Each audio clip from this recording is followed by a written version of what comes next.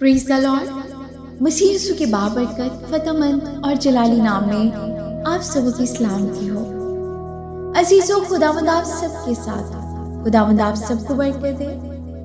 आज का दिन खुदावंद हम सबों के लिए मुबारक करे, आमीन। अजीजों, खुदावंद आपके घरानों की मदद और हिफाजत करे, आमीन। आइए अजीजों, आज हम कलाम मुक़द्दस में से पढ़ेंगे ज़बूर की किताब 11 बाब, पहली आयत से।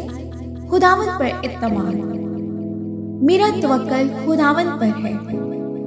तुम क्यों कि मेरी जान से कहते हो कि चिड़िया की तरह अपने पहाड़ पर उड़ जा,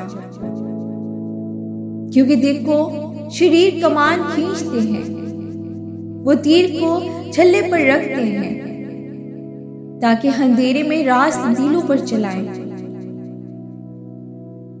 अगर बुनियाद ही उखाड़ दी जाए तो सादिक क्या कर सकता है। खुदावंद अपनी मुकद्दस हैकल में है, खुदावंद का तख्त आसमान पर है। उसकी आंखें बनी आदम को देखती और उसके पलकें उनको जांचती हैं।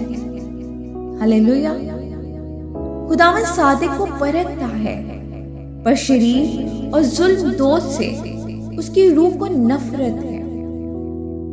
वो शरीरों पर फंदे बरसाएगा, आग और गंधक और लोग उनके प्याले का हिस्सा होगा। क्योंकि खुदावंद सादिक है, वो सदाकत को पसंद करता है। रास्तबाज उसका दीदार हासिल करेगा, आमीन। खुदावंद के जिंदा पाक कलाम के पढ़े और सुने जाने में उसकी बरकत हो। खुदावंद का शुक्र हो।